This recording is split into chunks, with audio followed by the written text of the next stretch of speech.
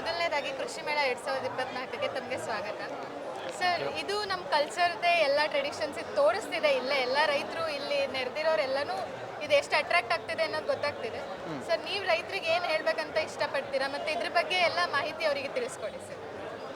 First of all thank you ನಮ್ಮನ್ನ ಕೇಳಿದ್ದಕ್ಕೆ. ಇದು ನಮಗೊಂದು ಆಪರ್ಚುನಿಟಿ ಕೊಟ್ಟಿದ್ದಕ್ಕೆ ನಮ್ಮ ಡಾಕ್ಟರ್ ಆನಂದ್ ಆಗಿರ್ಬೋದು, ಇಲ್ಲ ನಮ್ಮ ಡೀನ್ ಪ್ರಕಾಶ್ ಅವರಾಗಿರ್ಬೋದು, ಅವರ ಒಂದು ಇದರಿಂದನೇ ನಮಗೆ ಈ ಒಂದು ಆಪರ್ಚುನಿಟಿ ಸಿಕ್ಕಿರೋದು.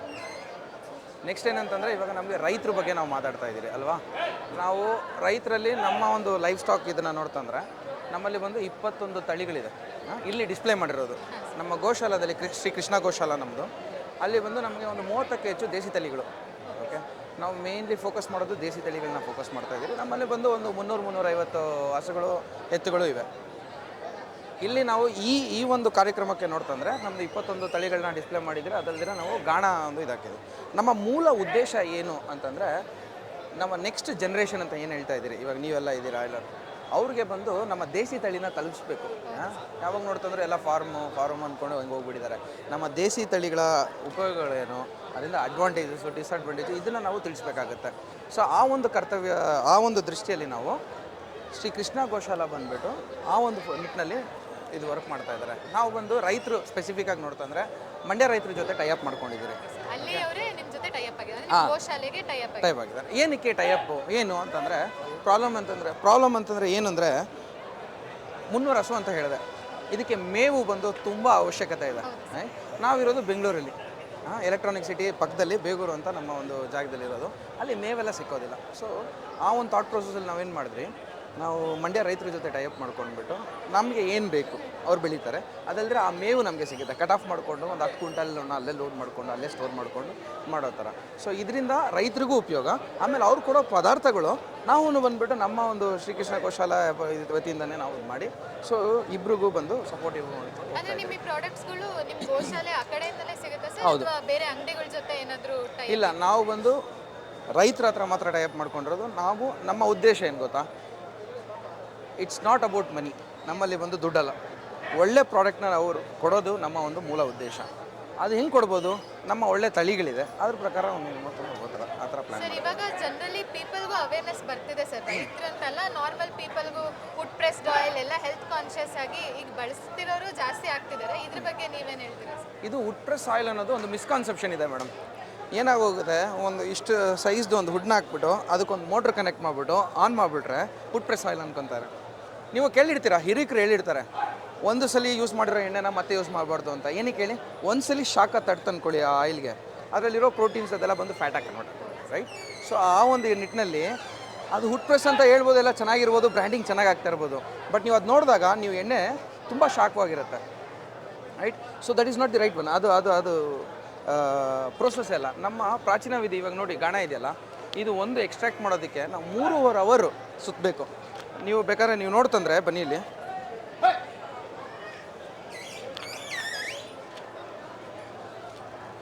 ಜಸ್ಟ್ ನೀವು ಇದನ್ನು ಮುಟ್ಟು ನೋಡಿ, ಬಿಸಿನೇ ಇರಲ್ಲ, ಕೋಲ್ಡ್ ಆಗಿರುತ್ತೆ.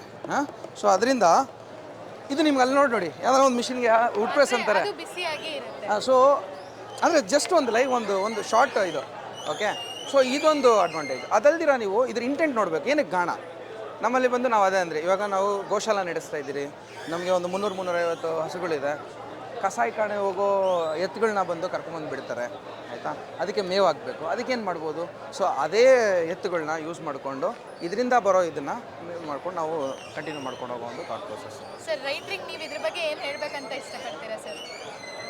ರೈತರು ಬಂದುಬಿಟ್ಟು ನನಗೆ ನನ್ನ ಒಂದು ವೈಯಕ್ತಿಕವಾಗಿ ನೋಡ್ತಂದರೆ, ಒಂದು 15,000 ರೂಪಾಯಿ ಕೆಲಸ ಇವಾಗ ನಿಮಗೆ ಈ ಬೆಂಗಳೂರು ಅದು ಇದೆಲ್ಲ ಸಿಕ್ಬಿಡುತ್ತೆ. ಏನಂದರೆ ಒಂದು ಟ್ಯಾಕ್ಸಿ ಡ್ರೈವರ್ ಆಗಿಬಿಡ್ಬೋದು, ಅದು ಇದು.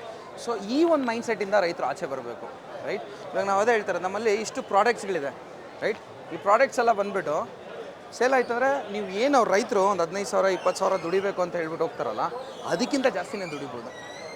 ಓಕೆ, ಅವ್ರು ಬಂದೇ ಆಗಿಬಿಡ್ತಾರೆ. ಓಕೆ, ನನಗೊಂದು 15,000 ಸಿಗುತ್ತೆ, ನಾನೇನು ಇದು ಮಾಡೋಂಗಿಲ್ಲ. ಆ ಒಂದು ಇದರಿಂದ ಆಚೆ ಬರಬೇಕು. ಫ್ಯೂಚರಲ್ಲಿ ನಮ್ಮ ಜನಸಂಖ್ಯೆ ಬಂದು ಜಾಸ್ತಿ ಆಗ್ತಾನೇ ಇದೆ, ಫುಡ್ ಪ್ರೊಡಕ್ಷನ್ ಕಡಿಮೆ ಆಗ್ತಾನೇ ಇದೆ. ಸೊ ರೈತರು ಬಂದು ಈ ಒಂದು ಟೈಮಲ್ಲಿ ತುಂಬ ಒಂದು ಉಪಯೋಗವಾಗಿರ್ತಾರೆ. ಸೊ ಅವ್ರು ಬಂದು ಅವರ ಒಂದು ಬೇಸಿಕ್ ಇದು ಏನಿದೆ ಅಗ್ರಿಕಲ್ಚರ್, ಅದ್ರ ಬಗ್ಗೆ ಫೋಕಸ್ ಮಾಡೋದು ತುಂಬ ಉತ್ತಮ ಅನ್ನೋ ಒಂದು ನಮ್ಮ ಅನಿಸಿಕೆ. ಸರ್, ಇದೇ ಮೊದಲ ಬಾರಿನ ನೀವು ಇಲ್ಲಿ ಕೃಷಿ ಮೇಳಕ್ಕೆ ಬಂದಿರೋದು? ಕೃಷಿ ಮೇಳ ಇಲ್ಲಿ GKVKಯಲ್ಲಿ ನಾವು ಮೊದಲನೇ ಬಾರಿ. ಸರ್ ರೈತರ ರೆಸ್ಪಾನ್ಸ್ ನಿಮಗೆ ಹೆಂಗಿದೆ? ತುಂಬ ಚೆನ್ನಾಗಿದೆ. ನಮ್ಮಲ್ಲಿ ಬಂದು ಬೇರೆ ಬೇರೆ ಥರ ರೆಸ್ಪಾನ್ಸ್ ಬರುತ್ತೆ. ಇದು ನಿಮಗೆ ಇದು ಒಂದು ಎಕ್ಸಾಂಪಲ್ ಆಗಿ ನೀವು ತೊಗೊಬೋದು. ರೈತರು ಬರ್ತಾರೆ, ಅಣ್ಣ ನನ್ನ ಹತ್ರ ಈ ತಳಿ ಇಲ್ಲ, ಅಣ್ಣ ನನ್ನ ಹತ್ರ ಈ ತಳಿ ಇಲ್ಲ. ಸೊ ಅವ್ರಿಗೂ ಬಂದು ತಳಿಗಳು ಮಾಡಬೇಕಂದ್ರೆ ಆ ತಳಿಗಳೇ ಇಲ್ಲ. ಸೊ ಆ ಒಂದು ನಿಟ್ಟಲ್ಲಿ ನಾವು ಒಂದು ಸ್ವಲ್ಪ ರೈತರಿಗೆ ತಲುಪಿಸೋದಕ್ಕೆ ಒಂದು ಟ್ರೈ ಮಾಡ್ತಾ ಇದ್ದೀವಿ. ಅವೇರ್ನೆಸ್ ಒಂದು, ಮತ್ತು ಅದನ್ನು ನಾವು ಅವ್ರಿಗೆ ತಲುಪಿಸ್ಬೇಕು. ಇವಾಗ ಈ ತಳಿಗಳೆಲ್ಲೂ ಸಿಗ್ತಾ ಇಲ್ಲ, ರೈಟ್? ಸೊ ಅದೊಂದು ಆಸ್ಪೆಕ್ಟು. ರೈತರು ಬೇರೆ ಥರ ಇನ್ನೇನು ಕೇಳ್ತಾರೆ ಅಂದರೆ, ಇವಾಗ ನಮ್ಮದು ಬಂದು ಈ ಥರ ಏನೋ ಮಾಡ್ತಾಯಿದ್ದೀರಿ, ನಿಮ್ಮ ಜೊತೆ ಏನು ಟೈಪ್ ಆಗ್ಬೋದಾ? ಈ ಮುಖಾಂತರ ನಾವೇನು ಹೇಳ್ತಾ ಇದ್ದೀರಿ ಅಂದರೆ, ನಾವು ಓಪನ್ ಇದ್ದೀರಿ. ಓಕೆ, ನಾವು ಓಪನ್ ಇದ್ದೀರಿ, ನಮ್ಮ ಗಾಣ ಇದೆ, ನಮ್ಮ ಗೋಶಾಲೆ ಯಾವತ್ತೂ ಬಂದು ಈ ಥರ ಒಂದು ಸಿಚುವೇಶನ್ಗೆ ನಾವು ಹೆಲ್ಪ್ ಮಾಡೋದಕ್ಕೆ ನಾವು ಆಲ್ವೇಸ್ ಇಲ್ಲ, ಟೈಪ್ ಆಗೋದಕ್ಕೂ ನಾವು ಓಪನ್ ಆಗಿರ್ತೀವಿ. ಬರೋದ್ರಿಂದ ನಾವೆಲ್ಲ ಮಾಡ್ತೀವಿ. ತುಂಬ ಥ್ಯಾಂಕ್ಸ್ ಸರ್. ಎಲ್ಲ ನಿಮ್ಮ ಇಂಥ ಒಳ್ಳೆ ಸಲಹೆ ರೈತರಿಗೆ ಎಲ್ಲರಿಗೂ ತಲುಪಲಿ, ರೈತರು ಇನ್ನೂ ಬಂದು ಇದೆಲ್ಲ. ಇವಾಗ ನೋಡಿ, ಇನ್ನೊಂದು ಆ್ಯಡ್ ಮಾಡಬೇಕು ನಮ್ಮ ಲೊಕೇಶನ್ ಬಿಟ್ಟು. ಇವರು ಬಂದು ಅಗ್ರಿಕಲ್ಚರ್ ಬ್ಯಾಕ್ಗ್ರೌಂಡು ಏನೇ ಇರ್ಬೋದು, ಬೇರೆ ಒಂದು ಕೆಲಸ ಮಾಡ್ಕೊತಾರೆ. ಇವಾಗ ಇಲ್ಲಿ ಬಂದು ನೋಡಿ ಇದೆಲ್ಲ ಮಾಡ್ಕೊಂಡು ಹೋಗ್ತಾ ಇರ್ತಾರೆ. ಸೊ ಆ ಒಂದು ಕಾನ್ಸೆಪ್ಟ್ ನಾನು ಏನಕ್ಕೆ ಇದು ಎಕ್ಸಾಂಪಲ್ ಮತ್ತೆ ಕೊಡ್ತಾ ಇರೋದು ಅಂತಂದರೆ, ನೀವು ಏನು ಬೇಕಾದ್ರೂ ಮಾಡಿ. ಇವಾಗ ನಾನು ಬಂದುಬಿಟ್ಟು ಸಾಫ್ಟ್ವೇರ್ ಇಂಜಿನಿಯರ್, ಓಕೆ, ಏನು ಬೇಕಾದ್ರೂ ಮಾಡ್ಬೋದು. ನಮ್ಮ ಕೃಷಿ ಈ ಥರ ಒಂದು ಚಟುವಟಿಕೆಯಲ್ಲಿ ನಾವು ತೊಡಸ್ಕೊಂಡ್ರೆ ನಮ್ಮ ಮುಂದಿನ ಪೀಳಿಗೆಗೆ ಅದನ್ನು ನಾವು ಬಳವಳಿಗೆ ಕೊಡ್ಬೋದು. ಸೊ ಇದನ್ನು ಬಂದು ಯಾವತ್ತು ಯಾವುದೇ ಒಂದು ರೈತ ಆಗಲಿ ತೊಗೊಬೇಕು ಅನ್ನೋದು ನನ್ನ ಒಂದು personal opinion. Thank you so much sir. Thank you for valuable information. Thank you.